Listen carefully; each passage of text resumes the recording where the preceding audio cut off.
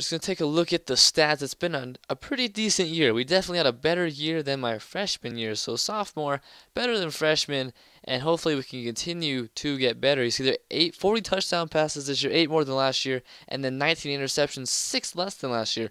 So that's all right. I can live with that. Completion percentage, everything has gone up except for time sacks. That went down 3, which is good.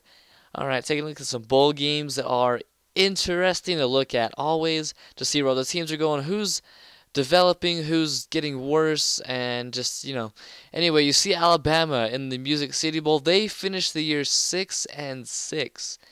What? Can you believe that? Can you believe that? You see there, we did not get the Natty bid. We're playing Georgia in the Orange Bowl. Boise State gets the Rose Bowl bid. So if we're not in the championship game, who is in the championship game? Us and Georgia, of course, an SEC team, but looky there, LSU and USC.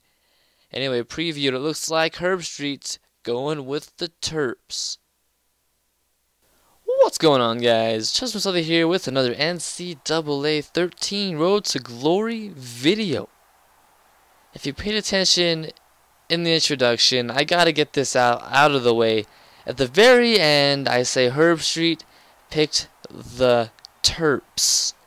And when I was watching it, I thought I heard Turks, and it just bugged me, and so I really wanted everybody to know that I said Terps with the PS on the end, short for Terrapin, because I've had the confusion before where I said Mighty Temple Owls, and somebody thought I said Miami Temple Owls, and they let me know that I said it wrong, and really I didn't, so I just want to get that out of the way before somebody says it in the comments that I said Turks, which somebody probably will, but, just so you know, I said Terps, and okay.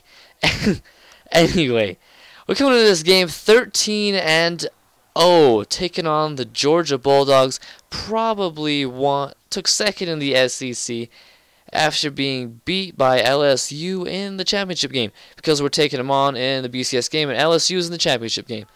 And so, yeah, that's pretty much what I'm thinking. And that cannot be my fault. That cannot be my fault. That is Jackson dropping the pass, kicking it up off the ground, and saying, "Here, man, try to intercept it.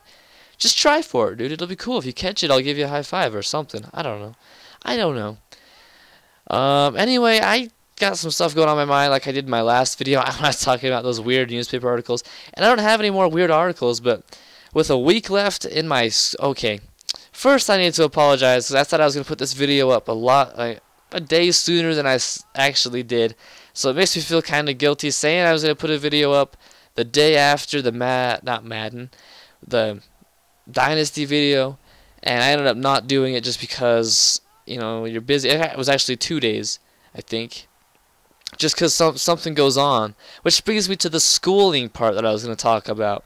So, it's just really crazy. We got a week left till finals in the second trimester, and all the teachers are trying to cram it all in.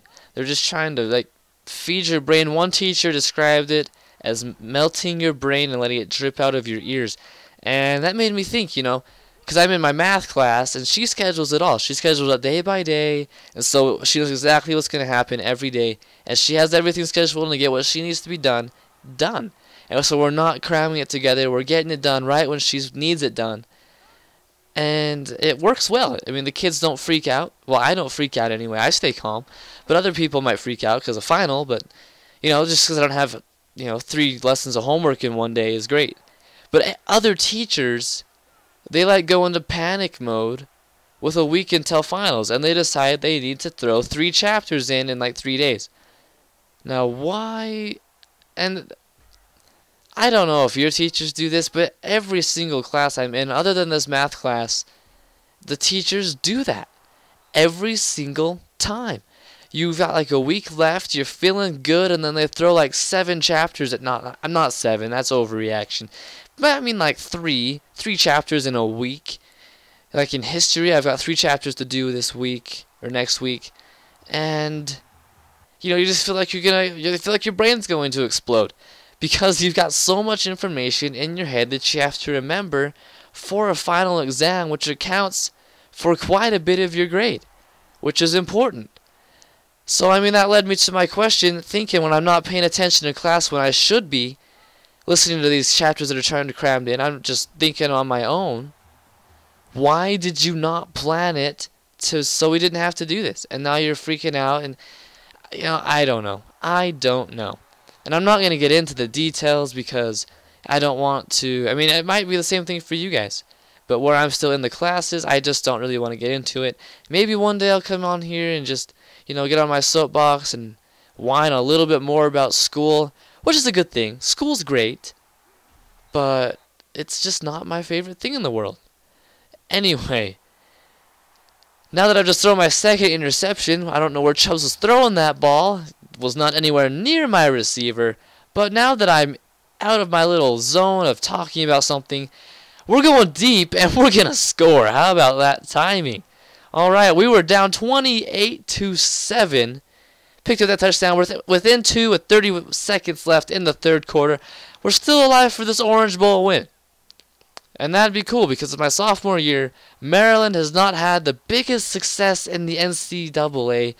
So it'd just be nice to get some recognition for the Maryland Terrapins. I think it'd be cool. And so we got 1 quarter to do it. We were down by 2 touchdowns, but we were driving the ball, and we're driving it well. Anyway, 3rd down and 5. Ralph is going to get into the end zone.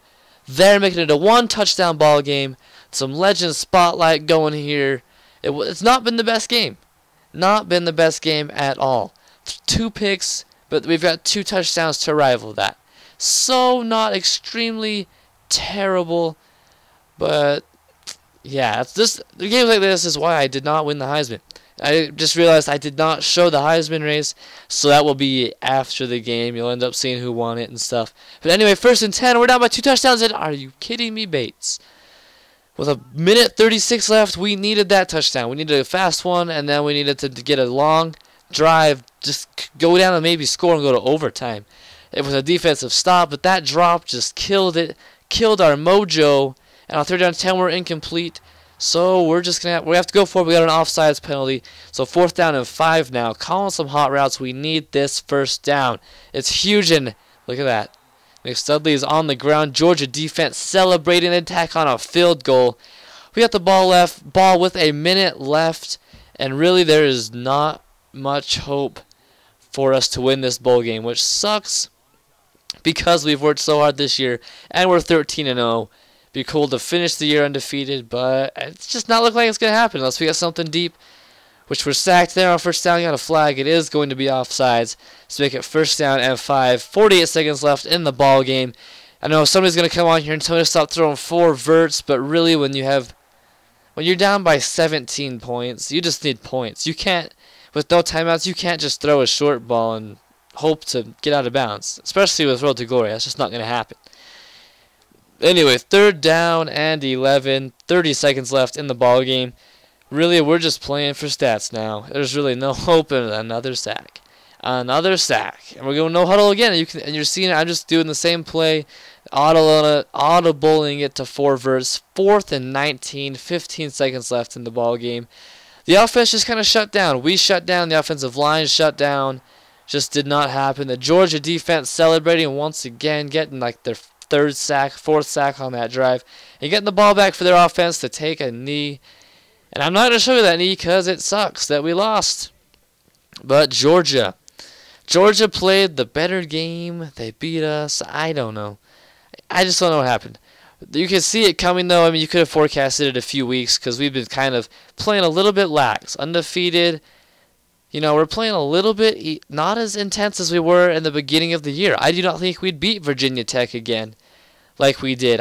If we played them this week, I don't think that we'd beat them. Our team is just kind of shut down, got a little bit cocky, overconfident, and just not playing good football the past few weeks, which really stinks because I really do think that we were the better team in this matchup. We just didn't play like it. Yep. Anyway, their quarterback, Dante Howe, is the player of the game. You're going to see us going into the tunnel, and then you're going to see me heading off into the off season with the Heisman winner after this last little sequence of nonsense, saying that we lost, making me feel worse and worse and worse. Oh, there we go. There's the last sequence. There you go. The Heisman winner was not me. It was the LSU quarterback. And now we're going to go down the results of the bowl games. Just because that interests me. I don't know if it interests you, but I really like to know what happens. Alabama had a disappointing year. They did win their bowl game, though. So that's all right, I guess. Going down, Boise State loses the Rose Bowl. That's all right, I guess. Us losing the Orange Bowl, and LSU brings home the Natty.